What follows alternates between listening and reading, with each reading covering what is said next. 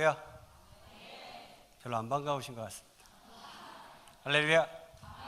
네. 각 교회를 여기 설교하러 다니다 보면 당산에 딱 서게 되면 교회 분위기가 느껴집니다. 어떤 교회는 어둡고 칙칙하고 어떤 교회는 맑고 밝고 환하고. 무엇을 보고 제가 그렇게 느낄까요? 그렇죠. 여러분들의 표정을 보고 그렇게 느껴집니다.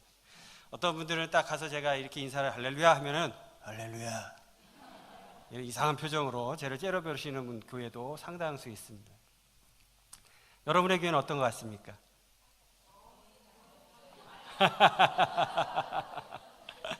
지금 멋쩍게 웃으시는 분들은 찔려서 웃으시는 거죠. 본인이 인상 쓰고 있었거든요. 여러분 교회는 참 좋은 것 같습니다. 특히 아까 안수에 나와서 찬양하는 거 보니까 참 표정들이 밝고 아주 좋습니다. 나름 연습도 많이 하신 것 같습니다. 그걸 쳐다보시는 저기 앉아 계시는 장로님들이시죠? 예, 장로님들의 표정도 흐뭇한 표정으로 잘 크고 있군. 여러분의 교회는 잘 될 줄로 믿습니다. 하나님이 축복하실 줄로 믿습니다. 여러분이 그 축복의 주역이 되실 줄로 믿습니다. 아멘 하는 분들만 그렇게 될 줄로 믿습니다. 파워포인트를 첫 번째 슬라이드로 좀 띄워주시겠습니까? 여러분, 교회가 뭘까요? 교회. 뭐가 교회라고 생각하세요? 나오나요? 예. 교회가 뭐예요? 어떤 게 교회입니까? 말을 하세요. 웅얼거리지 말고. 뭐가 교회죠? 예. 예, 다 맞습니다. 여러분이 하시는 말씀들이 다 맞습니다. 교회가 무엇이냐라고 질문을 하게 되면 옛날에는 교회의 개념에 대해서 지금은 무슨 교회라고 교회 간판을 적지만 한 20년 전, 30년 전만 해도 교회 간판들에다가 무슨 교회 당 맞습니다. 기억하시는군요. 그렇게 적었었습니다. 그러니까 사람들이 교회하면 맨 처음에 떠오르는 게 뭐예요? 그렇죠. 건물인 거죠. 다음 슬라이드. 그래서 우리나라에는 전 세계에서 가장 비싼 예배당이 있는 나라입니다. 전 세계에서 제일 비싼 예배당이 저 어디 있어요? 네, 서울의 법원 사거리에 있습니다. 지금 지어놓고 욕을 태백이로 먹고 있는데 어찌됐든 그것을 잘했다 잘못했다를 떠나서 많은 분들이 그렇게 생각하는 분들이 있습니다. 다음 슬라이드. 자, 그러면 교회가 다음 슬라이드 한번 바로 넘겨주시면 됩니다. 교회가 목사라고 생각하는 분들도 상당히 많이 있습니다. 제가 지구촌 교회에서 16년, 4년 총 합쳐서 20년 사역을 하고 사임을 할 때 제가 이제 인사를 하던 장면인데 이동훈 목사님께서 네 마음대로 인사 실컷 해봐라 하라고 해서 인사를 쭉 하고 있어요. 이동훈 목사님 제가 한참 인사하는데 그만하라고 뒤에서 막 잡아 당기더라고요. 그래도 20년이나 사역하고 나가는데 어떻게 인사를 짧게 해요? 그럴 순 없잖아요. 그래서 열심히 꿋꿋하게 인사를 했는데 교회가 목사라고 생각하는 분들도 상당수 있는 것 같습니다. 다음 슬라이드. 그럼 교회가 뭐 하는 곳이에요? 예, 예배 드리는 곳입니다. 여러분 지금 뭐 하고 계십니까? 예배 드리고 있습니다. 그래서 교회 하면 떠오르는 게 예배이기도 하죠. 다음 슬라이드. 교회가 전통입니까? 교회 안에는 참 전통들이 많이 있습니다. 그렇죠? 예, 교회 안에 굉장히 재밌는 전통들이 있는데 여기 교회는 굉장히 앞서가는 교회라고 볼 수 있는 게 강대상 위의 색깔이 베이지색입니다. 서울에 있는 아주 유명한 모 교회에 아주 전설적으로 내려오는 전설이 하나 있는데 교회 리모델링을 하면서 예수 보혈파와 푸른 초장파로 나뉘었습니다. 교회 강대상 색깔은 예수 보혈을 상징하는 빨간색이어야 한다. 무조건 빨간색 카페트를 깔아야 한다는 예수 보혈파. 아니다. 교회 카페트 색깔은 푸른 초장을 상징하는 녹색이어야 한다. 푸른 초장파. 어떻게 되었을까요? 교회가 둘로 나뉘었습니다. 강대상을 반반해요. 이렇게. 반반한 건 아니고 교회가 싸우고 둘로 나뉘었습니다. 되지도 않는 이상한 전통을 고집하다가 그렇게 된 경우죠. 다음 슬라이드. 교회가 무엇이냐라고 물어보면 여러 가지 사역을 얘기하시는 분들도 있습니다. 교회는 예배 드리는 곳이고 구제하는 곳이고 전도하는 곳이고 이렇게 이야기하시는 분들이 많이 있습니다. 여태까지 본 우리가 교회에 대한 이야기들은 아마 여러분들이 아까 여기서 저한테 들리지 않게 웅얼 하시던 말씀들이 아마 그 안에 대부분 있을 것입니다. 여러분, 그게 교회입니까? 그게 교회일까요? 맞기도 하고 아니기도 합니다. 다음 슬라이드. 교회는 사명인 하나님께서 주님께서 사명을 주신 곳, 그것을 교회라고 하죠. 교회에 대해서 신학자들은 이렇게 정의를 합니다. 저를 한번 따라서 해보겠습니다. 예수 그리스도를 개인의 구세주와 주님으로 영접한 사람들의 공동체. 예수 그리스도를 개인의 구세주와 주님으로 영접한 사람들의 모임 혹은 공동체를 성경학자들은 교회라고 이야기를 하죠. 그 교회에 하나님께서 무엇을 주셨어요? 사명을 주셨습니다. 자, 우리 같이 다음 슬라이드. 성경 구절을 같이 한번 읽어보겠습니다. 마태복음에 있는 말씀인데 우리 같이 한번 28장 19절부터 20절까지 읽어보겠습니다. 시작. 그러므로 너희는 가서 모든 민족을 제자로 삼아 아버지와 아들과 성령의 이름으로 세례를 베풀고 내가 너희에게 분부한 모든 것을 가르쳐 지키게 하라. 볼지어다 내가 세상 끝날까지 너희와 항상 함께 있으리라 하시니라. 아멘. 무엇에 대한 사명입니까? 그렇죠. 다음 슬라이드. 전도에 대한 사명입니다. 전도가 무엇을 뜻하죠? 복음을 전하는 거죠. 자, 같이 앞에 읽어보겠습니다. 복음을 세상에. 시작.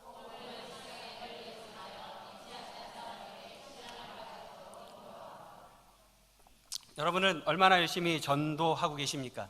여러분의 교회는 얼마나 많이 전도하고 있습니까? 한국의 교회들이 1년에 몇 개씩 없어져 가고 있는지 혹시 알고 계십니까? 통계청의 통계에 의하면 교회로 법인으로 영리를 하지 않는 비영리 법인으로 등록을 했다가 폐업하는 교회 수가 1년에 약 300개 정도 됩니다. 한 해의 교회가 몇 개씩 없어져요? 300개씩 없어지고 있습니다. 기독교인들의 숫자가 늘고 있을까요? 줄고 있을까요? 모든 교회들에 가서 제가 다 여쭤보면 줄고 있어요 라고 이렇게 대답을 하십니다. 맞아요. 교회의 상황을 보면 줄고 있습니다. 그런데 통계청의 통계를 보면 재미있는 통계가 있는데 2015년도에 우리나라 통계청에서 조사해서 발표한 인구 센서스 조사에 의하면 우리나라 기독교인들은 2010년에 비해서 2015년도에 증가했습니다. 아이고 할렐루야. 아니 근데 재미있는 건 각 교단별 통계를 보면 교단별 통계는 늘었을까요? 줄었을까요? 우리나라 인구 센서스 통계에서 늘었으면 교단별 통계에서도 늘어야 맞잖아요. 근데 교단별로 우리가 올 한 해 등록된 우리 교회, 우리 교단의 숫자, 교인 숫자는 몇 명입니다라고 다 우리가 총에다가 보고를 하거든요. 그거를 각 총에서는 다 모아가지고 우리는 올 한 해 교인 숫자가 우리 교단에 몇 명입니다라고 늘 발표를 합니다. 그 교단 숫자를 교단별로 다 합쳤을 때 늘었어야 정상인데 늘었을까요? 줄었을까요? 줄었습니다. 두 가지로 분석이 되죠. 첫 번째 이유는 뭐냐면 내가 예수를 믿기는 믿는데 어디는 안 가요?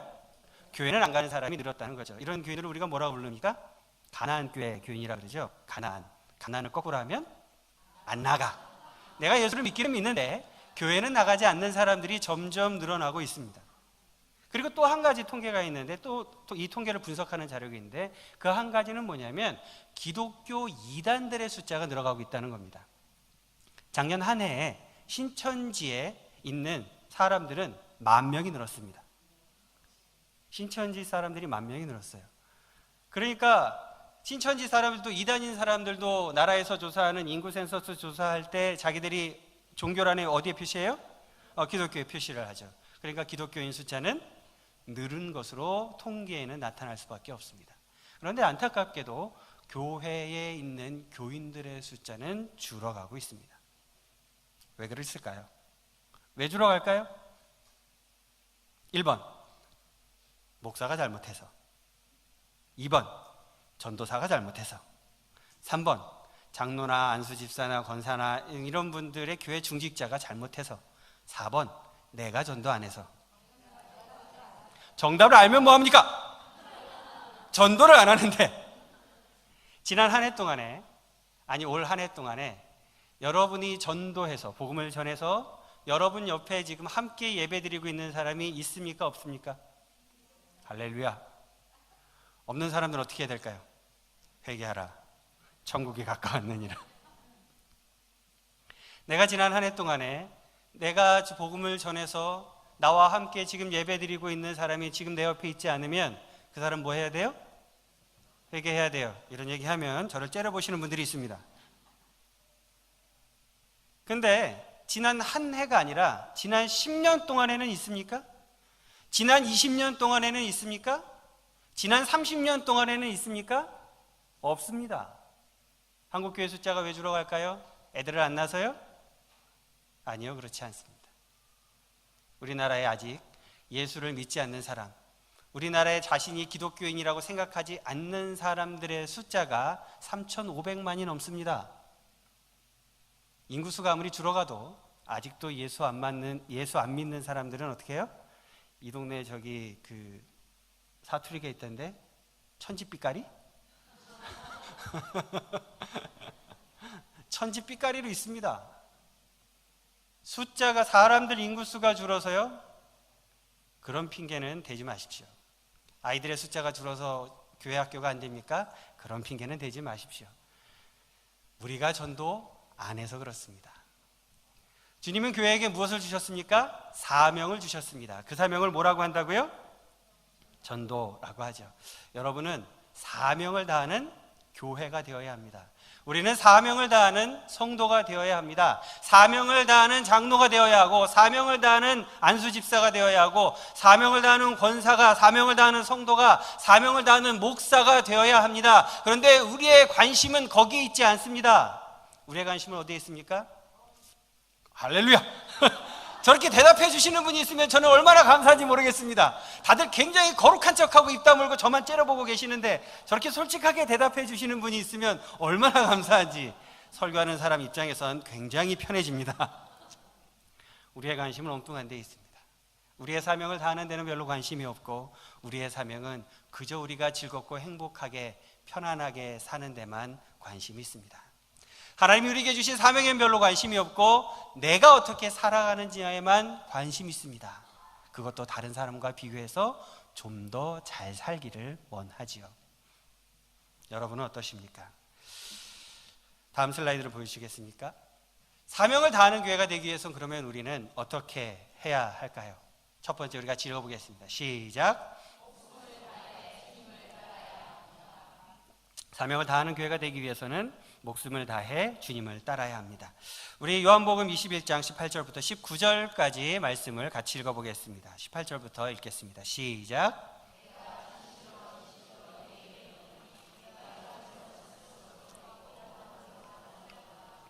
읽어서는 내 팔을 벌리리니 남이 내게 띠띠우고 원하지 아니하는 곳으로 데려가리라. 이 말씀을 하심은 베드로가 어떠한 죽음으로 하나님께 영광을 돌릴 것을 가르치심이로라. 이 말씀을 하시고 베드로에게 이르시되 나를 따르라 하시니. 다음 슬라이드 보여주십시오. 제가 지구촌 교회에서 20년 사역을 했는데, 지구촌 교회가 어디 있는지 혹시 아십니까? 천당 밑에 분당이 있습니다. 천당 밑에 분당이라는 곳에서 사역을 하다가 이동훈 목사님이 은퇴하실 때 제가 그 지구촌교에서 사역한 지 16년째 되던 해였어요. 제가 파트타임 전도사로 이동훈 목사님 미국에 계시다가 돌아오실 때 그때 합류를 해서 교회에 같이 이제 사역을 10년 동안 했는데, 이동훈 목사님 은퇴하실 때가 되니까 오래된 사람들은 이렇게 지금 다음 담임 목사님을 위해서 좀 나가드리자, 비켜주자, 뭐 이런 분위기가 좀 있었습니다.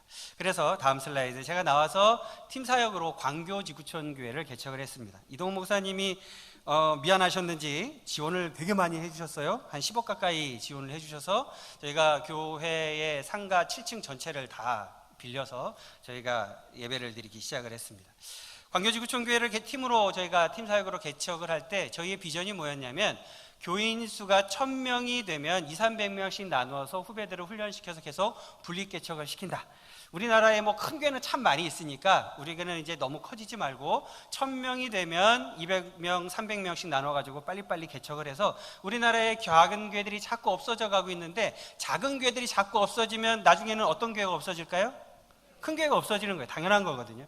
그러니까 작은 교회를 자꾸 살려야, 작은 교회를 후원하고 지원하고 개척하고 이걸 도와줘서 작은 교회를 자꾸 살려놔야 큰 교회도 살아남습니다. 그래서 우리는 그렇게 하자라고 몇 명이서 같이 의기투합을 해서 광교지구촌 교회를 개척을 했어요. 개척을 하고 참 감사하게도 3년에서 4년째로 넘어가는 12월 마지막 주, 저희는 예배당 입구에서 예배 안내하시는 분들이 카운터를 들고 예배당 문을 통과하시는 분의 숫자를 세거든요.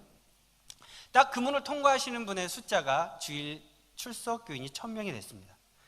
그래서 3년에서 4년째 넘어가는 그 해 12월 셋째 주였는데 딱 1000명이 되었어요. 어찌나 감사한지. 뭐 사실 개척교 3년밖에 안 된 개척교회이긴 하지만 저희가 광교지구촌교회라는 그런 이제 네임밸류도 있었고 또 그 지구촌교회에서 함께 사역하던 사역자들이 함께 팀으로 나와서 개척을 했기 때문에 또 지구촌교회 후원도 많았고 그래서 개척이 사실 어렵지는 않았습니다. 그래서 이렇게 금방 사람이 1000명이 되고 난다니까 이제 딱 개척을 해야 되잖아요. 개척을 해야 돼서 이제 사람을 어떻게 개척을 시킬까 이제 얘기를 나누기 시작을 했는데 교회가 둘로 이제 의견이 나뉘었어요. 저는 개척을 하자 쪽이었고 또 한쪽에 이제 제 선배랑 다른 몇몇 분들은 우리 교회가 이렇게 빨리 1000명이 될지 몰랐던 거죠. 사실 저도 몰랐고. 그럼 저희는 한 10년쯤 돼서 한 1000명쯤 됐으면 좋겠다 이런 생각을 했는데 3년 만에 1000명이 되고 나니까 이게 막 이제 서로들 너무 이제 흥분이 되었었던 건데 현실적인 문제를 바라보면 사실은 200~300명 나누어서 개척을 하는 것이 쉽지는 않았습니다. 왜냐하면 신도시에서 개척을 하기 위해서는 개척 자금이 약 4억 정도, 최소 4억 정도 필요하고 또 200~300명이 이렇게 헌신된 일꾼들이 나가면 어떻게 돼요? 본교회가 휘청휘청하겠죠. 그러니까 그게 굉장히 어렵다. 그러니까 조금 인원수가 늘어나고 난 다음에 그리고 또 우리가 재정도 우리가 지금 4억 정도로 지원해 주려면 우리 교회가 지금 갖고 있는 돈이 그만큼 안 되니까 우리 교회가 대출을 받아서 지원을 해야 되는데 여러 가지 현실적인 어려움이 있다. 그러니까 조금 우리가 한 몇 년 좀 딜레이 시키자. 현실적으로 어려움이 있으니까 이렇게 좀 나뉘었어요. 그렇게 나뉘다 보니까 이제 교회가 몇 주 그렇게 지나가고 나니까 교회가 시끌시끌해졌습니다. 큰일 난 거죠. 교회가 갈라지게 생긴 겁니다. 고민하다가 제가 주일날 설교하다가 얘기를 했어요. 얘기를 꺼냈어요. 여러 가지 이유가 있고 교회가 이렇게 시끄럽고 서로 의견이 나뉘어져 있는데 충분히 이해가 됩니다. 우리 교회가 개척을 할 때 그런 비전을 갖고 개척을 했으니까 개척을 하는 건 맞는데 실제로 우리가 그렇게 후원하고 지원할 만큼 본교회가 되지 못하니까 못하는 것도 사실이긴 합니다. 그래서 제가 나가서 개척을 하겠습니다. 그런데 여러분이 따라 나올 수 없는 차로 2시간 이상 먼 거리에 가서 개척을 하려고 하니까 여러분은 아무도 따라 나올 생각하지 마시고 열심히 본교회에서 신앙생활 하시고 교회에서 열심히 저를 위해서 기도를 해 주십시오. 이렇게 제가 선포를 해버렸어요. 그러고 난 다음에 이제 어디 가서 개척을 할까 어디 가서 교회를 할까 제가 쭉 고민을 하고 있는데 제가 통계를 굉장히 좋아해서 또 통계청 홈페이지에 들어가서 우리나라의 기독교인 분포가 어디가 제일 적은가를 알아봤습니다. 그랬더니 수도권이 약 25%, 그 다음에 호남 전라도죠 28%, 강원도 거기가 15%, 경상도가 몇 %였을까요? 9.8%, 경북과 경남을 합쳐서 9.8%, 전국 꼴등. 자, 경남 지역 중에서도 어디가 꼴등이었을까요? 경북과 경남 중에 경남이 꼴등인데 경남 중에서도 어디가 꼴등이었을까요? 그렇죠. 창원, 진해, 마산, 함안 이 지역이 꼴등 5.8%, 지금은 올해 6.2%라고 이제 됐던데 전국 꼴등 축하드립니다. 정했어요. 그런데 이쪽으로 정해놓고 나니까 여기도 넓잖아요. 제가 이쪽에 연고도 없고 아는 사람도 없고 저는 뭐 고신 출신도 아니고 저는 침례교 출신이고 아는 사람 아무 데도 없어요. 근데 어디 가서 개척을 할까? 뭐 그냥 아무 데나 갔다 깃발 꽂고 옛날처럼 아무 데나 갔다가 빈 공터에다가 천막 칠 수 없잖아요. 그래가지고 고민해서 여기를 쭉 내려와 봤는데 저희 집 애들이 그때 초등학생들이었어요. 둘 다 4년 전 이야기인데 둘 다 초등학생이었는데 그 초등학생 애들이 이제 학교를 가야 되니까 교육청 홈페이지에 들어가서 쭉 창원 지역에 있는 초등학교 리스트를 쭉 보는데 36개 학교가 있고 맨 밑에 하천초등학교라고 되어 있는데 학교 소개를 이렇게 써 있는 거예요. 창원 지역의 마지막 남은 오지학교. 창원은 공단인데 오지가 어디 있지? 싶어가지고 제가 직접 가봤습니다. 가봤더니 어디 있냐면 북면 아세요? 북면 온천이 있는데 북면 온천이 있는 그 신촌에서 뒤로 고개를 넘어가면 거기가 하천이라는 곳이에요. 거기는 북면 그 온천 지역을 딱 산을 뒤로 넘어가는 순간 다 그냥 완전 농촌이 되는데 거기에 하천초등학교라는 조그만 초등학교가 하나가 있는 거예요. 너무 예쁘고 좋은 거예요. 그래서 가서 물어봤어요. 거기 딱 교무실에 들어가서 문을 열고 들어갔더니 선생님들이 오셔가지고 어떻게 오셨어요? 이러길래 저희 애들이 2명이 있는데 전학을 좀 상의 드리려고 왔습니다. 그랬더니 조그만 교무실에 교장 선생님이 책상이 저 끝에 있고 교장 선생님이 저 끄트머리에 앉아 계시더라고요. 교장실이 따로 있지 않고. 근데 교장 선생님이 벌떡 일어나서 나오시더니 갑자기 커피를 타갖고 오시는 거예요. 교장 선생님이. 그러더니 커피를 타갖고 막 주시면서 학교에 대한 자랑을 막 하시는데 저희는 학교에서 애들이 학교에까지 거리가 멀면 택시를 집으로 보내드리고, 아침에 택시로 태워오고, 끝나면 집 앞에까지 딱 택시로 태워다주고, 경남 지역은 애들 그 급식비 내는데 우리는 오지학교로 분리돼서 애들한테 급식비도 안 내고, 애들이 어디 그 체험활동이나 수학여행이나 이런 데 가면은 다 공짜고, 방과후 수업도 공짜고, 맨날 1년에 한 번씩 체육복도 공짜로 주고, 이것도 공짜고 저것도 공짜고 주는 게 너무 많은 거예요. 할렐루야. 그래가지고 학교가 정말 좋네요. 그러면 이제 학교에 대한 자랑을 한참 듣고 난 다음에 나중에 그 이유를 알았어요. 저기 근데 그 아버님, 애들을 언제 전학시킬 생각이세요? 이렇게 물어보시는 거예요. 그리고 저희들이 보통 이제 봄방학 때 전학을 많이 하잖아요. 그래서 봄방학 때 전학시키려고요. 그랬더니 12월 달에 일찍 방학하자마자, 겨울방학 하자마자 전학을 시켜주시면 안 될까요? 이러는 거예요. 그래서 제가 왜요? 그랬더니 저기 사실은 저희 전교생이 29명인데 30명이 안 넘으면 통폐합 대상이 돼서 학교가 없어집니다. 애들이 올해 시작할 때는 35명으로 시작을 했는데 6명이 전학을 가가지고 지금 29명이라 저희가 이대로 올 한 해가 마무리가 되면 내년에는 학교가 통폐합 대상이 돼서 2년 후에는 없어집니다. 그러니까 혹시 12월 달 일찍 전학을 시켜주시면 안 될까요? 그리고 제가 학교를 살렸잖아요. 시골에 있는 학교를. 그래서 학교에다가 12월 달에 일찍 전학을 시키기로 하고 이제 전학 준비를 해놓고, 이제 학교가 정해졌으니까 그 학교에 보낼 수 있는 그 근처에 집을 알아봐야 되잖아요. 그래서 그 근처에 북면에 부동산에 가가지고 하천초등학교에 보낼 수 있는 그 가까운 집 중에, 시골집 중에 그 전세가 있습니까? 이렇게 물어봤더니 딱 2집이 있대요. 가봅시다. 그래서 첫 번째 집에 갔어요. 학교에서 걸어서 한 5분 정도 거리에 있는 집이었는데 집 안에 들어가니까 천정이 딱 한 뼘 남아요. 저희의 집에 있는 가구가 하나도 안 들어가는 거죠. 살 수가 없어서 두 번째 집에 지금 가봅시다 그랬더니 거기는 차로 한 5분 정도 가야 된대요. 여긴 걸어서 5분인데 거긴 차로 5분이라는 거예요. 걱정 안 해도 됩니다. 학교에서 택시를 보내준다 그랬습니다. 두 번째 집에 갔어요. 그랬더니 공자 짓는 판넬로 지은 한 10년 정도 된 집이었는데, 다음 슬라이드를 보여주시겠습니까? 그 집에 저희가 개척을 하고, 집이 되게 이쁘죠? 예, 앞에만 이뻐요. 뒤에는 그냥 창고 판넬이고 앞에만 저렇게 예쁘게. 비전 빌리지라는 간판이 보이십니까? 예, 저게 여러분 파레트 아세요? 농촌에 가면 이제 공장에서도 많이 쓰죠. 물건 같은 걸 지게차로 이렇게 들어 올릴 때 밑에다 받치는 파레트인데, 그 파레트 이제 그 비료 올려놓는 그 파레트를 제가 하나 주워다가 깨끗이 닦고 페인트 칠을 해서 교회 간판을 만들었어요. 예, 감사합니다. 음악은 안 틀어주셔도 되는데 감동적인 음악까지 이렇게. 자, 이렇게 간판을 만들고 가정집에 전세를 얻어서 저희가 거실에서 개척 예배를 드렸습니다. 가정교회를 제가 4년 전에 시작을 했죠. 다음 슬라이드. 개척을 하고 나서 저희가 전교인이 모여서 함께 개척 기념 예배를 마치고 전교인이 함께 사진을 찍었습니다. 전교인이 함께 모여서 거실에서, 저희가 예배당이 거실이었는데 그곳에서 같이 함께 전교인이 개척 기념으로 다 같이 모여서, 저희 전교인이에요. 저희 와이프하고 저희 집 애들 2명 함께 모여서 사진을 찍었고, 이렇게 우리가 드디어 이곳에서 다시 개척을 시작했다. 저렇게 개척을 처음 시작할 때만 해도 제 마음 가운데 어떤 마음이 있었냐면, 그래도 내가 이쪽 업계에서 좀 알아주는 사람인데, 뭔 말인지 못 알아들으세요? 제가 그래도 이쪽에서는 좀 알아주는 목사인데, 그래도 내가 뭐 여름이 되면은 연합 집회도 막 한 10개씩 인도해서 한 10,000명씩 만나고, 그래도 뭐 1년이면은 세미나 같은 거 막 5-6건씩 하고, 내가 무슨 집회하면 한 1,000명씩 오는 그런 알려진 목사인데, 그래도 내가 그래도 여기서 목회를 시작을 했고 가정교회를 시작했으니까 금방 되겠지, 이렇게 생각을 해서 시골 목회를 드디어 시작을 했습니다. 다음 슬라이드. 열심히 동네 분들을 많이 도와드렸어요. 그래서 저희 교회는 지금도 물론 그렇게 하고 있는데, 추수감사절, 그 다음에 부활절, 이런 교회 절기가 때가 되면 다른 행사 안 하고 마을 동네 노인정에 가서 식사를 대접하는 게 저희 교회 절기 행사입니다. 지금도 그렇게 하고 있는데요. 그렇게 해서 저렇게 열심히 어르신들한테 식사 대접도 하고. 다음 슬라이드.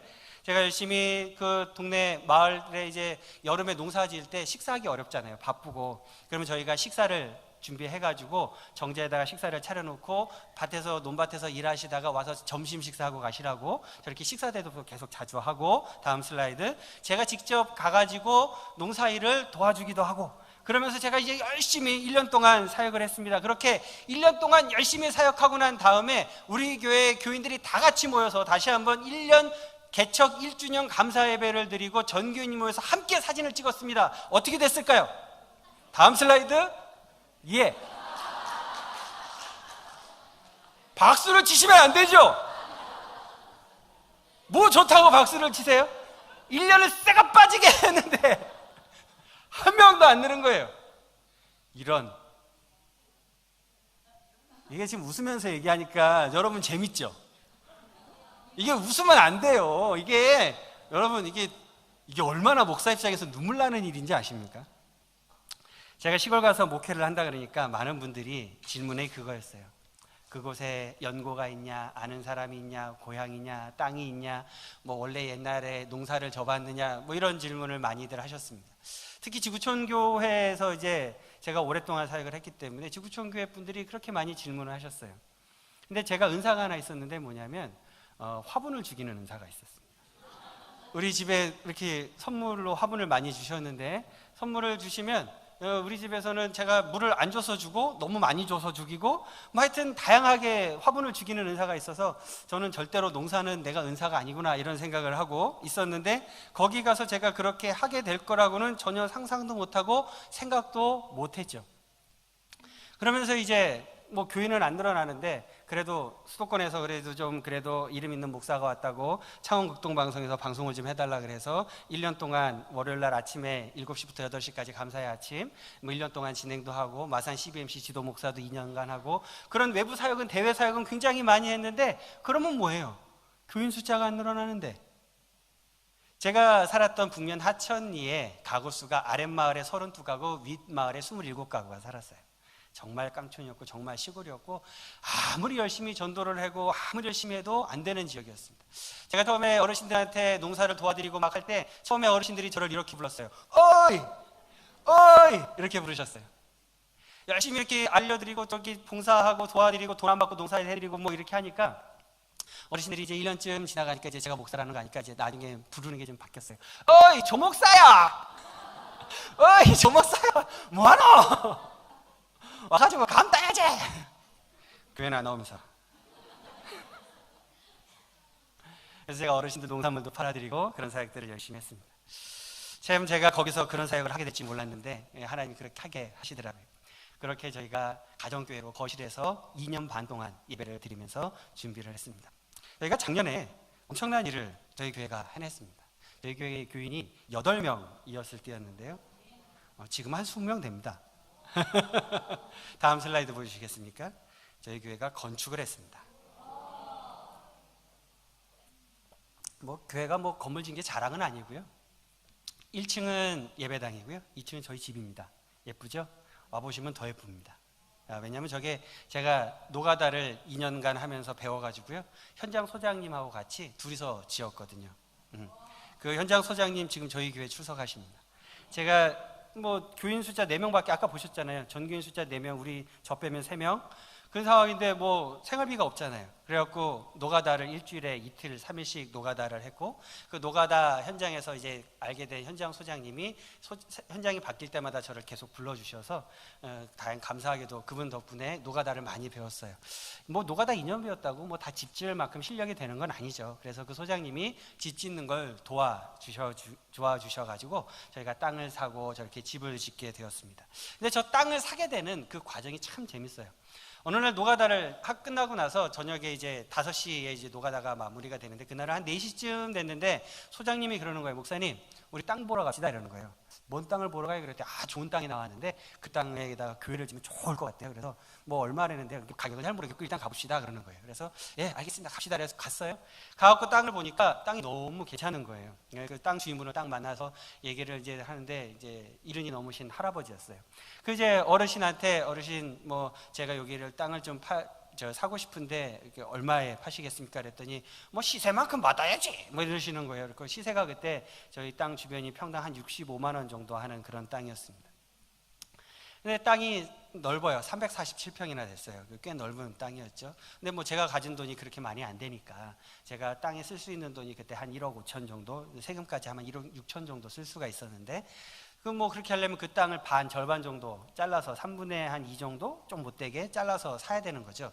그래갖고 제가 그 어르신한테 땅이 너무 괜찮고 2차선 도로를 딱 물고 있어서 너무 좋은 땅이라, 어르신 그 땅이 너무 괜찮은데 제가 지금 돈이 부족해서 그런데 그 땅을 좀 파시면 안 되겠습니까? 그런데 좀 제가 가진 돈이 좀 부족해서 좀 잘라서 좀 팔아주시면 안 되랬더니 뭐 씨도 안 먹히는 거예요. 이 할아버지 뭐 택도 없고 나고 쳐다도 안 보고 혼자 자기 일 하고 있고 막 이러는 거예요. 그래서 계속 이제 조조조 쫓아다니면서 이제 어르신 좀 어떻게 좀 안 될까요? 뭐 이렇게 얘기를 하고 있었는데, 그 어르신 그 농막 옆에 이렇게 화선지가 쫙 걸려 있는데, 이 어르신이 취미가 뭐냐면 붓글씨를 쓰시는 거예요. 붓글씨를 여기 경상도에서 하는 뭐 이런 그 대회 같은 데서 상도 받으시고 그런 분이었더라고요. 그래서 붓글씨를 딱 농막에 들어가 보니까 10m짜리 화선지를 쫙 바닥에 농막에다 펴놓고 글씨를 하루에 300자씩 붓글씨를 딱 쓰시는 그런 할아버지였어요. 근데 이게 화선지를 쭉 보다 보니까 성경 구절이 하나 딱 걸려 있는 거예요. 그래서 제가 어르신 교회 다니세요? 그랬더니 교회 다니신대요. 아, 그렇습니까? 네, 사실은 제가 목사입니다. 그랬더니 그때부터 이분이 이제 더 경계를 하기 시작하는 거죠. 제가 사실은 여기다 교회를 좀 짓고 싶습니다. 근데 제가 지금 가진 돈이 좀 부족합니다. 그랬더니 이분이 그래도 안 된다. 아무리 목사 할애비가 와도 안 된다고. 계속 안 된다고 하시는 거예요. 그런데 이제 이런저런 이야기를 이렇게 나누면서 저도 이제 마음을 좀 접고 그러면서 있었는데, 그 어르신하고 이제 뭐 이런저런 다른 이야기를 좀 하고 있었는데, 한 10분쯤 대화를 나누고 난 다음에 그 어르신이 갑자기 이러시는 거예요. 근데 목사님, 내가 지금 뭐가 하나 생각이 났습니다. 뭐가요? 그랬더니, 내가 사실은 여기 처음에 이 동네에 이사 올 때 가진 것도 없고 되게 가난해서 그 교회 그때 다니기 시작했다는 거예요. 그때 주변에 사람들이 예수 믿으면 복 받고 부자 된다 그래서 그때 교회 다니기 시작을 했는데, 그때 처음 교회 다니고 나서 얼마 안 지났을 때 그때 하나님께 본인이 이렇게 기도하셨다는 거예요. 하나님, 제가 나중에 이 동네에서 좀 먹고 살만 하게 되면 제가 이 동네에 꼭 십자가 하나를 세우겠습니다. 그러니까 저를 좀 축복해 주십시오. 이런 기도를 한 게 20년 동안 잊어먹고 살고 계시다가 그때 기억이 나신 거예요. 제 입장에서는 걸렸어.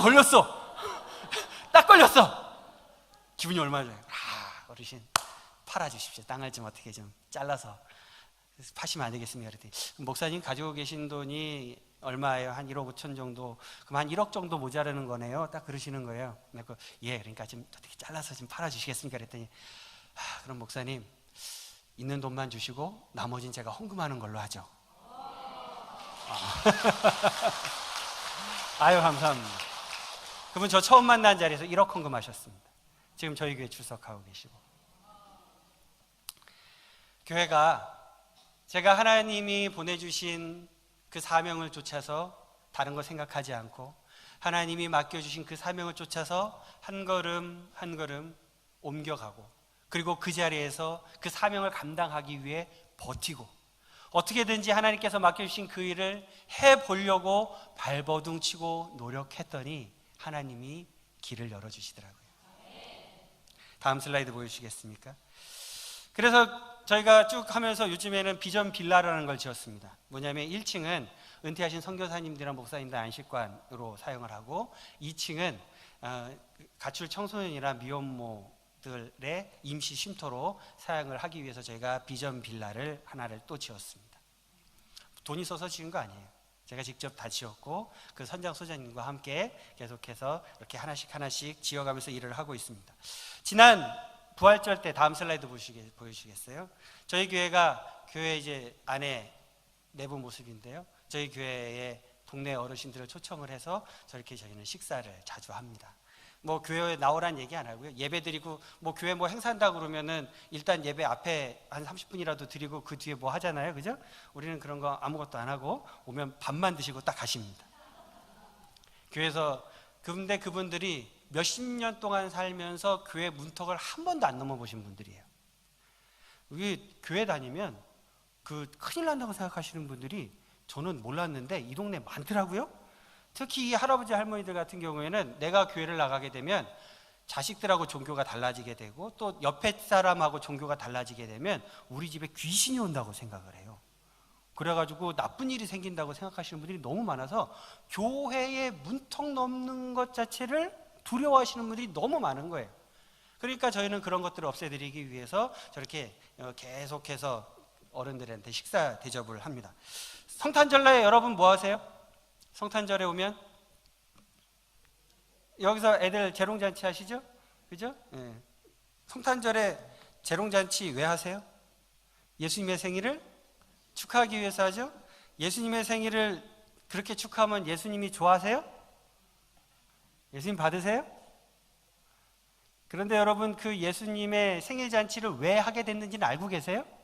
성경에 그렇게 안 써 있잖아요. 너희는 크리스마스 이브에 모여서 함께 재롱잔치를 볼 적 있지언니 아이부터 어른까지 다 같이 모여서 재미있게 먹고 놀루를 찌어다. 성경에 안 써 있잖아요. 근데 왜 성탄절 이브에 그거 하게 된지 알고 하시냐고요. 아세요? 모르세요? 우리나라 모든 교회들이 24일 날 다 하잖아요. 근데 왜 하냐고요. 예수님 생일인데 왜 예수님 생일날 그걸 하냐고요. 축하하기 위해서? 예수님 생일날 여러분 그게 축하가 돼요? 예수님 성경 말씀에 그렇게 축하 받으신다고 말씀하셨어요? 아니잖아요. 근데 그거 왜 하냐고요? 왜 하게 됐는지를 알고 하셔야 돼요. 그거 하는 게 나쁜 게 아니에요. 그거 좋은 거예요. 근데 왜 하게 됐냐면 옛날에 아이들이 교회를 다녔는데 부모들은 교회 안 다니는 경우가 많았죠. 옛날에 1950년, 60년, 70년대에 그랬어요. 그래서 성탄절 이브에 크리스마스 이브에 아이들이 재롱잔치를 하고 그 부모들을 초대하는 거예요. 우리끼리 놀기 위해서 하는 게 아니라 그래서 그걸 하게 된 거라고요. 근데 지금은 어때요? 그건 잊어버렸어요. 우리가 교회에서 하는 모든 행사들이 다 원래 뭐 때문에 하는 거예요? 복음 전하기 위해서 하는 거예요. 그런데 지금 교회 많은 행사들이 어떻게 변질되었어요? 그냥 우리끼리 즐기는 것으로 변질되어 가고 있어요. 교회가 사명을 잃어버려 가고 있는 거죠. 내가 왜 여기 있는지를 잃어버려 가고 있는 거예요. 이 교회가 왜 여기 있는지를 잊어버려 가고 있는 거예요. 내가 왜 이 자리에 앉아 있는지를 잊어버려 가고 있는 거예요. 우리는 그렇게 5년, 10년, 20년, 30년 신앙생활을 하면서 복음 전해야 된다는 그 자체를 잊어버려요. 여러분 그렇게 살고 계시지 않으세요? 그래 여러분 올해 한 1년 동안 지나가면서 한 번도 내가 복음을 전하지 않았는데, 내가 예수 믿지 않는 사람에게 한 번도 복음을 들고 나가질 않았는데, 예수 믿고 구원받아야 한다고 당신은 죄인이라고 내 입에서 한 번도 나가지 않았는데, 여러분 여기 와서 앉아있는 게 아무렇지도 않으세요? 주님 앞에 나오시는 게 부끄럽지 않으세요? 그러면서 여러분이 영구재직이라고요? 그러면서 여러분이 성도고 신도라고요? 그렇게 말씀하실 수 있으세요? 할렐루야.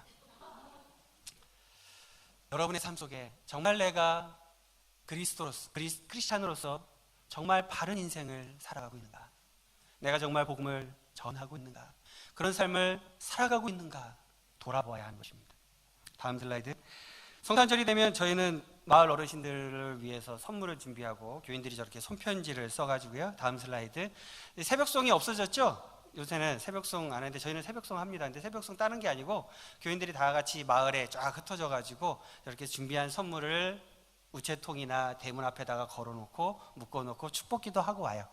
그러면서 이제 저희들도 모여서 저희들도 재밌는 행사하고 그런 거 합니다. 여러분의 삶 속에서 무엇이 어떻게 해야 정말 복음을 전하는 삶을 살 수 있는가 돌아보아야 하는 거죠. 그래서 요즘에 농촌에 계신 분들한테 저희가 여쭤봤어요. 저희가 교회가 어떻게 도와드리면 좋겠습니까? 그랬더니 농산물을 팔아달래요. 얼마 전에 올해 양파 수확을 했는데 양파 값이 어떻게 됐어요? 너무 덩값이 돼버렸어요. 양파가. 그래서 저희 교회에서 다음 슬라이드 보여주시겠어요? 교회에서 양파 가공 공장을 하나 섭외를 해가지고 다음 슬라이드 양파즙을 짰습니다. 양파즙을 짜서 저희가 얼마큼 팔아드렸을까요? 7톤을 팔았습니다. 7톤. 제가 왜 이렇게 파냐면 일단 지구촌교회에다가 많이 팔았고 아는 분들 통해서 이 농산물 판매라는 건 유통이고 유통은 네트워크이잖아요. 네트워크 간단해요. 전국에 우리는 이미 네트워크가 깔려 있어요. 교회라는 훌륭한 네트워크. 저희 선후배들한테 다 전화하는 거죠. 양파 좀 팔아달라고. 그래서 교회들이 저거를 팔아줬어요. 얼마나 감사한지, 얼마나 고마운지, 그 농부들도 얼마나 고마워하고 감사하는지, 교회가 무엇을 해야 되는지 돌아보아야 하는 거죠. 다음 슬라이드. 요즘엔 저희가 포도도 팝니다. 포도농사, 하만에 포도농사 짓는 분들이 포도값이 많이 떨어져서 또 한참 포도 나올 때라 포도도 팔아드리고 있습니다. 교회가 무엇을 해야 될까요? 장사를 해야 될까요? 그게 아니라 복음 전하기 위해서 내가 지금 내 삶의 자리에서 무엇을 할 수 있을까?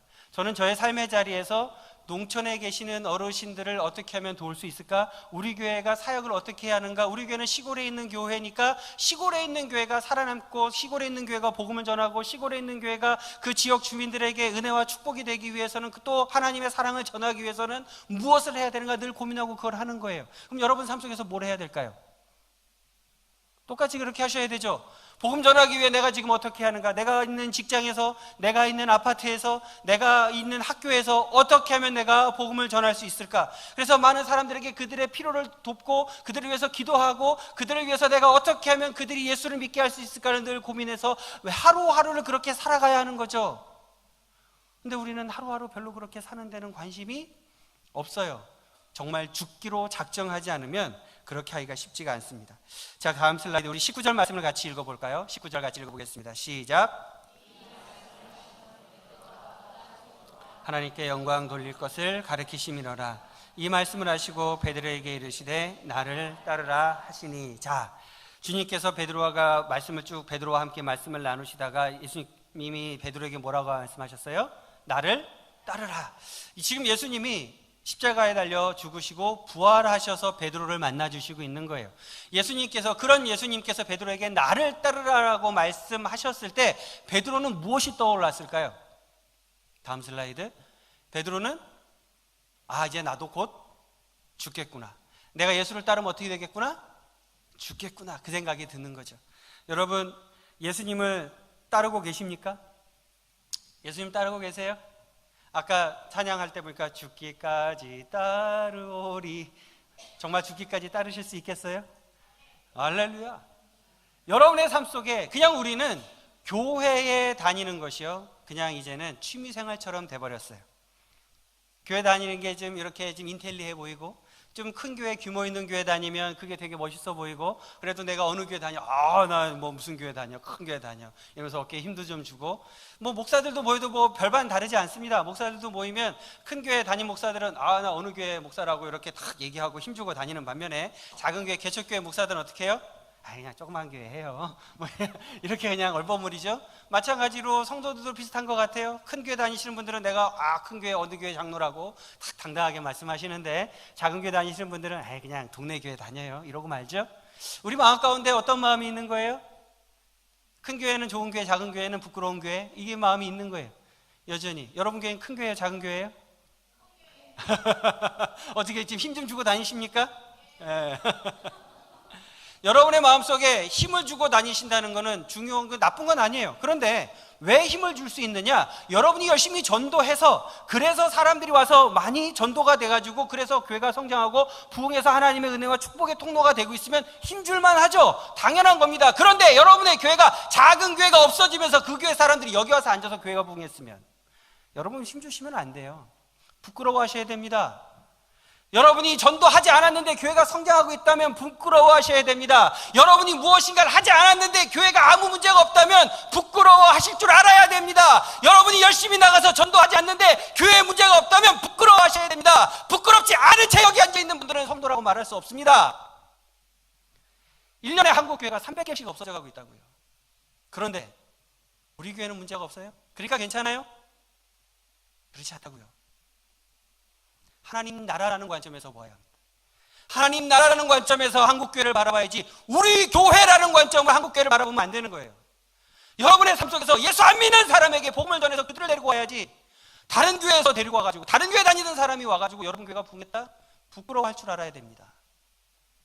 하나님이 주님이 우리에게 사명을 맡겨주실 때, 그 사명은요, 너희는 나가서 복음을 전하라는 사명을 주신 것이지, 너희는 나가서 옆에 사람들 빼오라고 사명을 주신 게 아니라고요.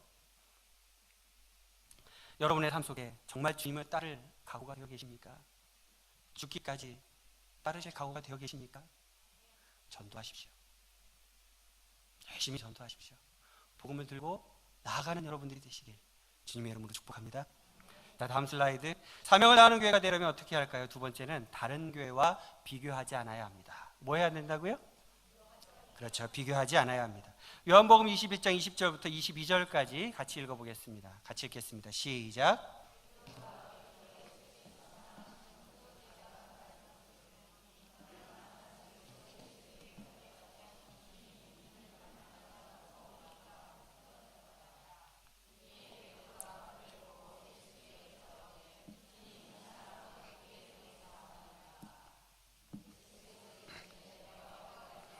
그를 머물게 하고자 할지라도 내게 무슨 상관이냐? 너는 나를 따르라 하시더라. 아멘. 여러분 이 탤런트 좋아하십니까? 다음 슬라이드. 저 비슷하게 생겼죠? 사람들이 은혜가 없어요 이렇게. 이럴 때 그냥 할렐루야 아멘 해주시면 이게 얼마나 좋아요? 닮았죠? 감사합니다. 이쪽에는 신실한 백성들이 많이 있고 폐역된 백성들이 이쪽에 앉아 계시고. 차인표 씨가 힐링 캠프라는 곳에 나와서 이 이야기를 했던 얘기인데요. 힐링 캠프에 나와서 자기는 쓰레기라고, 이게 왜 이게 그 MC가 차인표 씨가 기부도 많이 하고 좋은 일 굉장히 많이 하잖아요. 컴패션 통해서. 굉장히 이렇게 칭찬하는 말을 많이 하니까 차인표 씨가 아니라고, 나는 쓰레기라고. 자기 멘토가 있는데 그 김정아 목사님이라고 성남시의 샬롬교회 담임 목사님이신 김정아 목사님이라는 분이 자기 멘토라고 하면서 그 목사님에 대한 이야기를 하는 걸 제가 들었어요. 근데 그 김정아 목사님이 그 컴패션에서 하는 행사에 참석을 했는데 거기 이제 연예인들이 나와가지고 이제 막 축하하고 그러면서 이제 제 3세계에 있는 어린아이들을 돕기 위해서 이렇게 1대1로 자매결혼 맺어주는 행사였는데, 행사 맨 마지막에 이렇게 천정에 풍선이 가득 있었는데, 자, 맨 마지막에 이 그물이 쫙 열리면서 풍선이 쫙 이게 밑으로 떨어지는 거예요. 그러니까 이제 그 김 목사님은 집에 있는 애들 갖다 주겠다는, 풍선 갖다 주려고 생각을 하셔가지고 풍선을 5개를 탁 이렇게 들고 탁 저가지고 가져가려고 그랬는데, 이제 사회자가 그러더래요. 자, 이거 이제 다 터뜨리세요. 풍선을 이렇게 터뜨리니까 어떻게 안에 뭐가 들었나, 선물이 들었나 하고 탁탁탁 터뜨렸더니 그 안에 뭐가 들었어요? 후원해야 될 애들 이름이 적혀 있는 거예요. 이 교인 한 30명밖에 안 되는 작은 개척교회 목사님이었는데, 이 졸지에 이거를 다시 반납할 수도 없고 욕심내서 애들 갖다 준다고 풍선을 5개나 잡았는데 이게 문제가 생긴 거죠. 그 5개를 집에 갖고 와가지고 이제 어떻게 할까 고민하다가, 다음 슬라이드에 이분이 뭘 하기로 작정하셨냐면 샬롬교회 입구 앞에서, 상가 앞에서 뭐 하셨어요? 구두를 닦으셨어요. 매일 오후에 거기에 나와가지고 3시간씩 구두를 닦아서 그 5명의 아이들을 후원하기 위해서 목사님이 직접 구두를 닦으시고 거기서 구두를 닦아서 번 돈으로 그 아이들을 도왔던 거예요. 그렇게 몇 년을 하셨는데요. 몇 년이 지나고 난 다음에 문제가 생겼습니다. 다음 슬라이드. 김 목사님이 루게릭병에 걸리셨어요. 루게릭병에 걸려가지고 설교하실 때도 저렇게 휠체어에 앉아서 지금 설교를 하고 계시고, 지금 더 심해져서 지금 설교도 못하고 계시는데, 루게릭병에 걸리니까 구두를 닦을 수 있어요, 없어요? 없게 되겠죠. 그러니까 루게릭병에 걸려서 구두를 못 닦게 되니까 그 아이들을 더 이상 도울 수가 없잖아요. 교회 재정으로는 안 되니까.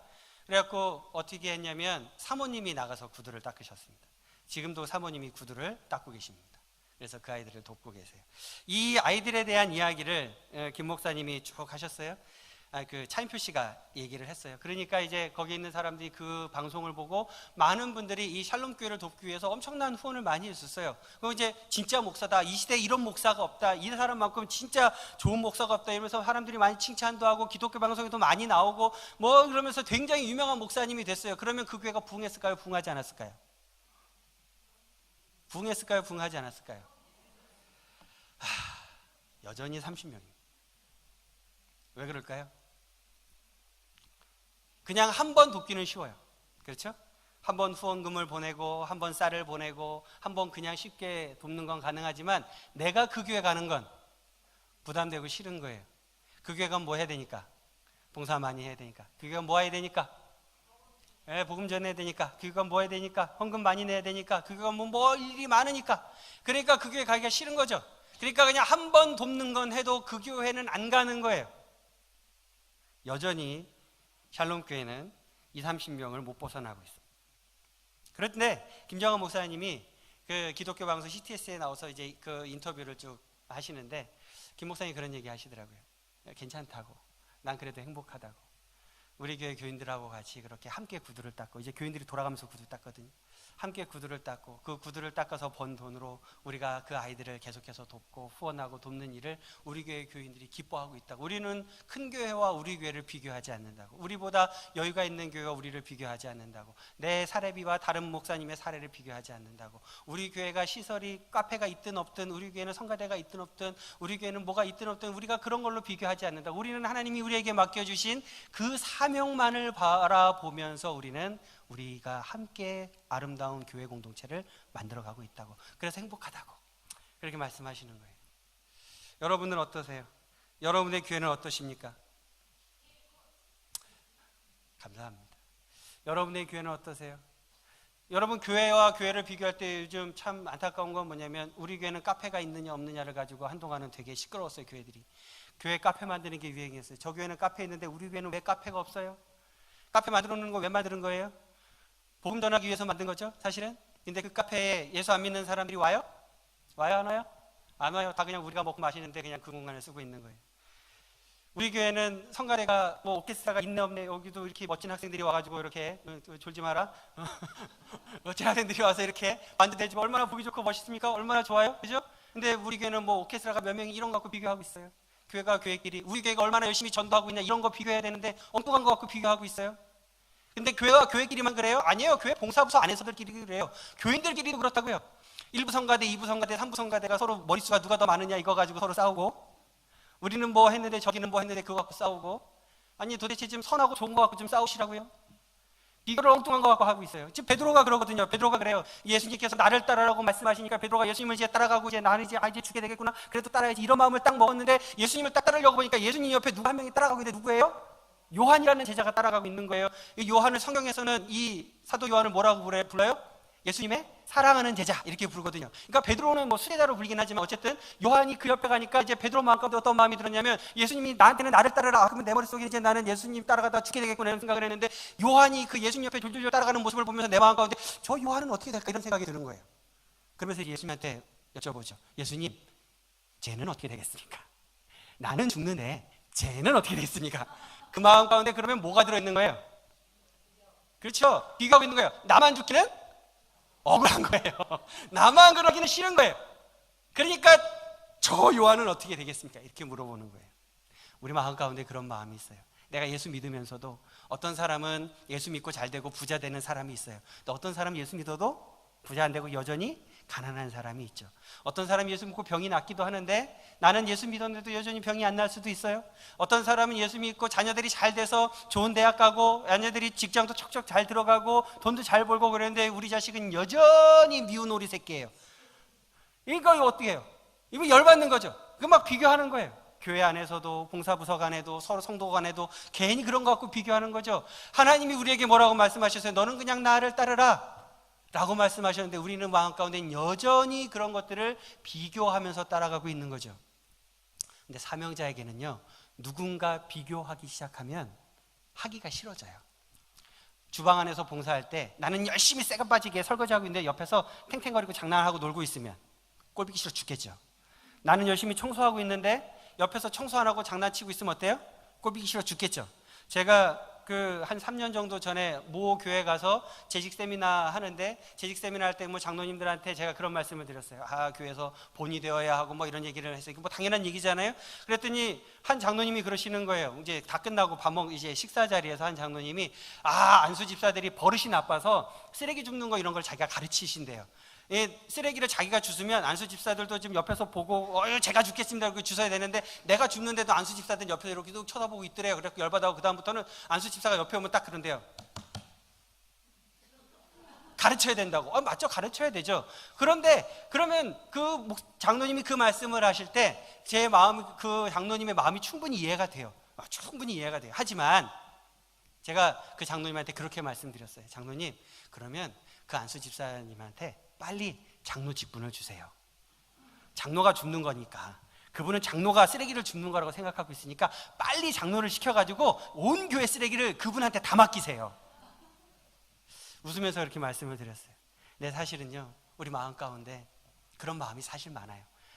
왜 나만 해야 돼? 왜 나만 해야 돼? 그런 마음이 사실 너무 많이 있죠. 그러니까 사람들이 교회를 선택할 때 어떻게 선택해요? 되도록이면 편한 교회, 봉사 덜 해도 되는 교회, 헌금 덜 해도 되는 교회, 그런 교회 찾아가는 거예요. 여기 계신 분들도 아마 그런 분들이 많이 있을 겁니다. 그런데 그런 분들이 정말 하나님의 말씀대로 살아가는 사람일까요? 그렇게 살아가면서 정말 사명자로 살아간다고 말할 수 있을까요? 그렇게 살아가면서 내가 예수 그리스도의 보혈의 공로를 입은 사람이라고 말할 수 있을까요? 그런 사람을 위해서도 예수님이 십자가에 달려 돌아가셨는데 그 예수님 앞에 섰을 때 부끄럽지 않을까요? 우리는 우리의 모습을 자꾸 엉뚱한 것에 비교해요. 나보다 더 열심히 봉사하는 사람, 나보다 더 헌신하는 사람, 나보다 더 최선을 다하는 사람, 나보다 더 헌금 많이 하는 사람, 나보다 더 어렵고 힘든 상황 속에서도 그렇게 헌신하는 사람, 그런 사람들과 비교해서 나도 그렇게 해야지라는 생각을 안 하고, 저 인간은 왜 안 하는데? 저 인간은 왜 안 하는데? 우리는 그러면서 봉사하는데, 헌신하는 데서 점점점 멀어져 가고 있는 거죠. 여러분은 어떠십니까? 20절부터 우리 22절까지 한 번 더 읽어보도록 하겠습니다. 20절부터 22절까지 같이 읽겠습니다. 시작.